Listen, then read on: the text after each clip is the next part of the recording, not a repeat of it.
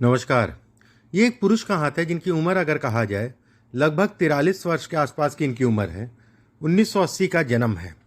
क्या कहता है इनका हाथ, किस तरीके से हाथ देखा जाता है, उन सभी चीज़ों पे चर्चा करेंगे एक एक करके। सबसे पहले पूरे हाथ की अगर बात करें तो ये कहा जाएगा सकरा हाथ है। बहुत ज़्यादा चौड़ा नहीं है, बहुत ज़्यादा पतला नहीं है। ऐसे में कहा जाएगा कि व्यक्ति व्यवसाय नौकरी दोनों ही कर सकता है। एक बात। दूसरी चीज़ अगर कहें तो उंगलियां कहीं ना कहीं जो है आपस में गुथी हैं, गुथी मतलब टेढ़ी हैं, और खासकर गुरु की उंगली, बुद्ध की उंगली। देखिए, गुरु की उंगली जब ज़्यादा ही टेढ़ी होती है तो ये कहीं ना कहीं जो है व्यक्ति को जीवन में संघर्ष कराती है, उसमें कोई दो राय नहीं है। व्यक्ति को कहीं ना कहीं मान सम्मान प्रतिष्ठा में भी कमी कराती है, उसमें भी कोई दो राय नहीं है। तीसरी चीज़ अगर कहा जाए, घर परिवार को लेके भी तनाव देती है। अब यहाँ पर एक बात आती है, क्या पूरा जीवन ऐसा ही रहेगा? नहीं, समय समय पे देखते हैं क्या स्थितियाँ हैं इनकी, कब ठीक है कब गड़बड़ है, उस पर बात करते हैं। अंगूठा अगर कहा जाए तो फ्लेक्सिबल अंगूठा अच्छा है। अंगूठा ऊपर से पतला है, धन के दृष्टिकोण से अच्छा है। अंगूठा अगर कहा जाए तो ये हिस्सा लंबा ज़्यादा है, जल्दबाजी मत करिए। इस पर कुछ छोटी छोटी सी रेखाएं हैं, धन आएगा, उसमें कोई दो राय नहीं है। अब बातें मुख्य बिंदु। गुरु की उंगली अगर कहें तो ऊपर से टेढ़ी है, यहाँ पर मुझे कुछ गैप भी दिख रहा है। ऐसे में कहा जाएगा कि व्यक्ति को सुखों में कमी होता है, कि कहीं ना कहीं सुख नहीं मिल पाते हैं। एक बात, शुरुआती दौर तो ठीक होता है, लेकिन फिर धीरे धीरे जो है चीज़ें खराब होती हैं। लगभग मान के चलिए 45 साल की आयु के बाद से फिर चीज़ें जो है तेज़ी से बदलेंगी। दूसरी चीज़, गुरु की उंगली अगर कहा जाए ठीक ठाक सी लंबी है। गुरु का तीसरा पर्व अगर कहा जाए ठीक ठाक से लंबा है, धन के दृष्टिकोण से अच्छा है। गुरु का दूसरा पर्व अगर कहें तो ऐसे लोगों को मित्र यार संगत इन सब चीज़ों का ध्यान रखना चाहिए। एक बात, पहला पर्व अगर कहा जाए तो आंतरिक ऊर्जा को दिखाता है, जो ऊर्जा शक्ति में कमी करता है। शनि की उंगली स्ट्रेट है, सीधी है। सूर्य की उंगली अगर कहा जाए शनि की उंगली के थोड़ा ही छोटी है। देखिए, धन तो कमाएंगे, क्रोध बहुत है, वाणी का ध्यान रखिए। जब भी ये उंगली जो है काफ़ी लंबी हो जाती है तो भी ये कहा जाता है कि व्यक्ति अपनी गलतियों के कारण अपने जीवन में समय समय पे अच्छा खासा नुकसान करता रहेगा। एक बात। दूसरी चीज़ ये भी कहा जाता है कि व्यक्ति खुद में ही मानता है कि मैं गलत। देखिए, मानना पड़ेगा, अपनी चीज़ों को पहचानना पड़ेगा, कहाँ पर आपकी चीज़ें गलत हैं, कहाँ आपकी चीज़ें सही हैं। शनि का पहला पर्व अगर कहें 2 से 3 रेखाएं हैं, ये अच्छा है, ग्रोथ के लिए अच्छा है। सीधी सीधी रेखाएं रेखाएं काट नहीं रही, ये अच्छा है। पैसा आएगा, रुकेगा नहीं, बहुत छोटा है। पैसे से संबंधित चीज़ों में ये तनाव देता है, रुकने में खासकर। तीसरा पर्व लंबा है, मेहनत व्यक्ति कर सकता है, उसमें कोई दो राय नहीं है। ये सामाजिक प्रतिष्ठा है जो कि अच्छी है। ये दूसरा पर्व अगर कहा जाए सामान्य। पहला पर्व अगर कहें तो आंतरिक ऊर्जा में कमी, ठीक है। बुद्ध की उंगली अगर कहा जाए तीसरे पर्व के ऊपर पहुंच रही है, धन के दृष्टिकोण से बहुत अच्छा है। सरकारी तंत्र से लाभ लेने के लिए अच्छा, ठेकेदारी हो गया, मोरंग बालू सीमेंट से संबंधित काम हो गया, जमीन से संबंधित काम हो गया, गवर्नमेंट से संबंधित कोई लाभ हो गया, इन सभी चीज़ों के लिए बेहतर है। ये हिस्सा लंबा है तो व्यक्ति स्वतंत्र काम कर सकता है, व्यवसाय इत्यादि चीज़ें कर सकता है। गुरु की उंगली अगर कहें, गुरु का पर्व अगर कहा जाए सामान्य। गुरु के पर्व पे अगर कहें तो कोई विशेष रेखाएं नहीं है। एक रेखा जो है ये ऊपर की तरफ जा रही है, ये आपको सपोर्ट करती है। एक बात। दूसरी चीज़ कहा जाए, एक रेखा जो है नीचे की तरफ, मतलब ऐसे में कहा जाएगा नशा इत्यादि चीज़ों से दूर रहिए, और जो लोग करते हैं उनसे काफ़ी दूरी बना के चलिए। ये रेखा अगर कहें तो कहीं ना कहीं व्यक्ति को धार्मिक प्रवृत्ति को दिखाती है। एक बात और मैं यहाँ कहूँगा कि ये रेखा कभी कभी जो है ना व्यक्ति को बड़ा नेगेटिव बना देती है, पूजा पाठ धर्म कर्म से संबंधित चीज़ों के लिए। लेकिन गुरु से शनि की तरफ जब रेखा जाती है तो ऐसे लोगों को कभी हताश नहीं होना चाहिए, और कहीं ना कहीं ईश्वर के प्रति आस्था रखनी चाहिए। मैं ये जरूर कहूँगा, ठीक है, ईश्वर के प्रति आस्था जरूर रखनी चाहिए। शनि की उंगली अगर कहा जाए, शनि के पर्व अगर देखा जाए सामान्य उठा है। शनि के पर्व पे अगर देखें तो एक रेखा ऊपर चढ़ रही है, ये खराब है। ये खराब मतलब कहलाएगी संघर्ष है। कारण बहुत स्पष्ट साफ है कि एक ट्रायंगल नुमा आकृति में जाके रेखा खत्म हो रही है। एक बात। वहीं पे जब देखेंगे तो एक रेखा ये है, ये बेहद अच्छी है, कहीं ना कहीं इसके प्रभावों को ये कम कर रही है। ये रेखा अगर कहा जाए कर्ज है, कर्ज से संबंधित चीज़ों का ऐसा है, लोगों को बड़ा सावधानी रखनी चाहिए, धन उधार लेन देन इत्यादि चीज़ों से बचा के चलना चाहिए। दूसरी चीज़ ये भी कहा जाए कि पनौती की रेखा है, ये धीरे धीरे हल्की पड़ेगी, उसके बाद व्यक्ति का जीवन बढ़ेगा, उसमें कहीं कोई दो राय नहीं है। देखिए अभी 2 साल का पीरियड है, उतार चढ़ाव रहेगा, उसमें कोई दो राय नहीं है। कुछ आशा की किरण आपको दिखाई देंगी, काम से संबंधित या काम बढ़ने को दिखाई देगा पीछे के मुकाबले आने वाले समय में, उसमें कहीं कोई दो राय नहीं है। लेकिन उस हिसाब से अभी बहुत बेहतर नहीं है, उतार चढ़ाव अभी भी रहेगा कार्यक्षेत्र में। ठीक है, साल 2025 के बाद से व्यक्ति जो है तेजी से राइज करेगा। अगर व्यक्ति व्यवसाय करना चाहे तो बिल्कुल इस हाथ के हिसाब से व्यवसाय कर सकता है। वहीं सूर्य का क्षेत्र अगर देखें सामान्य है, सूर्य के क्षेत्र पे ये सब रेखाएं आपके लिए प्लस हैं। इस पे पुंजनुमा आकृति बन रही है, ये भी कहीं ना कहीं घर परिवार पिता के सुखों में कमी करती है। बुध की उंगली के नीचे अगर देखें 3 से 4 रेखाएं आपके धन के लिए, व्यवसाय से संबंधित चीज़ों के लिए अच्छी है।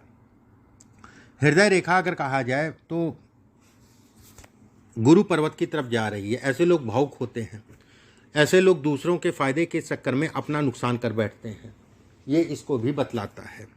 वहीं पे हृदय रेखा और मस्तिष्क रेखा के बीच में ये रेखाएं बहुत खराब हैं, ये पीड़ित शनि को दिखाती। मैं कुछ उपाय बताऊंगा, उसको करिएगा, नहीं तो ये 2 साल का पीरियड बहुत तनाव देगा और मानसिक रूप से जो है कहीं ना कहीं तनावग्रस्त व्यक्ति रहेगा, उसमें कोई दो राय नहीं है। ये रेखा अगर कहा जाए तो चोट को भी दिखाती है। ये रेखा अगर कहा जाए तो सर की चोट या फिर कह लिए दाहिने पैर या दाहिने हाथ में चोट को दिखाती है। यहाँ से एक रेखा जो है शनि पे जाके मिल गई, अपने अक्खड़ स्वभाव, अपने क्रोध और अपने तुनक मिजाजी के कारण जो व्यक्ति जो है कहीं ना कहीं अपना नुकसान करेगा। मस्तिष्क रेखा बेहद अच्छी है, धन के दृष्टिकोण से बहुत अच्छी है। भाग्य रेखा अगर कहा जाए, देखिए भाग्य रेखा कुछ अब कहते नहीं है कि जो है एक तरफ से तो ठीक था, एक तरफ से खराब हो गया, अब ये भाग्य रेखा मान लीजिए। ये रेखाएं बहुत अच्छी रेखाएं होती हैं, ये हर हाथ में नहीं मिलती हैं और जीवन में खूब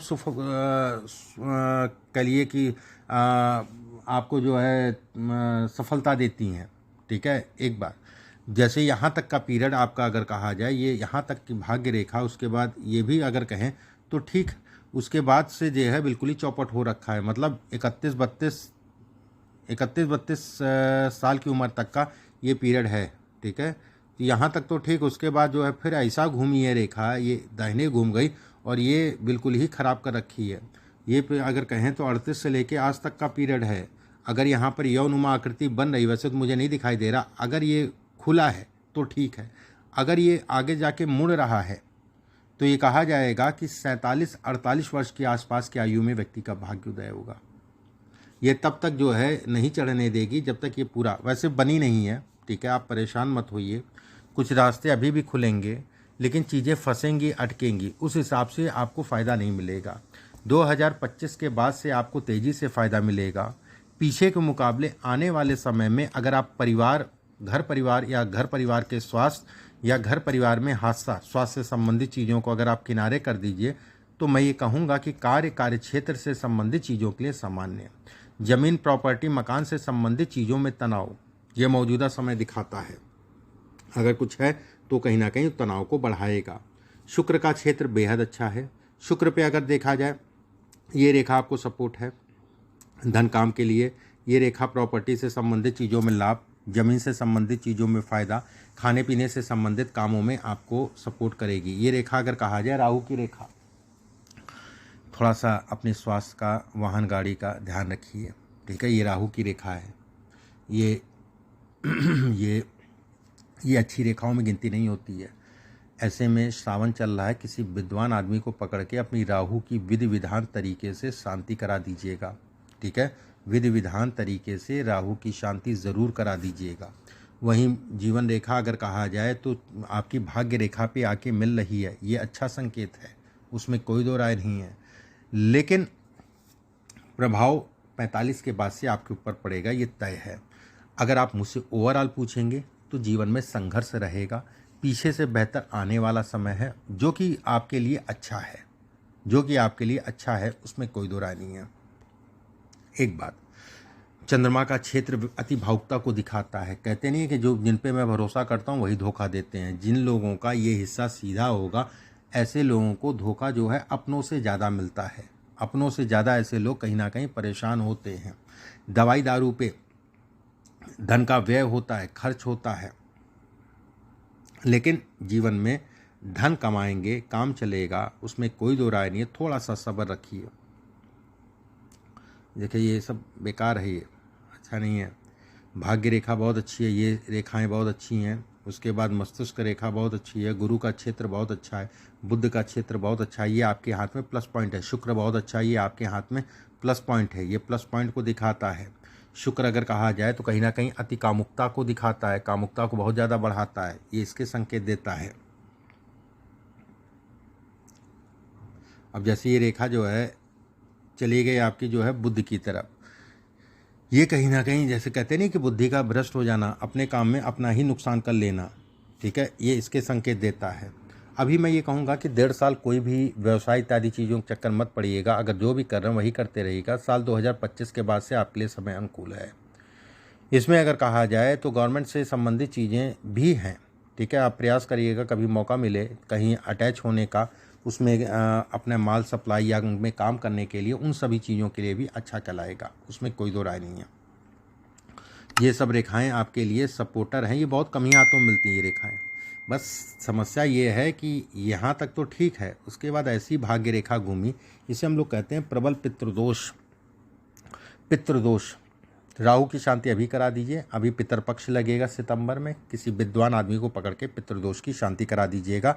पहले उनसे कह दीजिएगा कि राहु के जाप करिए, उसके बाद फिर उसी में पितृदोष की शांति करिए। और एक बार अभी सावन में जो है राहु के जाप करा दीजिएगा जरूर से, आपको परिणाम मिलने लगेंगे, ये तय है। जो मैं आपको उपाय बता रहा हूँ वो उपाय करिए। इसके अलावा कुछ डेली पूजा पाठ से संबंधित उपाय हैं, उनको करिए। पूजा पाठ में मन कम में लगेगा, ठीक है, लेकिन इसके कारण जो है ये कहीं ना कहीं आपको सपोर्ट भी करेगा, ठीक है। तो पूजा पाठ से संबंधित चीज़ों में फ़ायदा उठाइए, ये एक बहुत अच्छी चीज़ है और इससे आपको लाभ मिलेगा, ये तय है। उपाय मैं व्हाट्सएप पे आपको लिख के भिजवाता हूँ। अभी के लिए बस इतना ही। नमस्कार।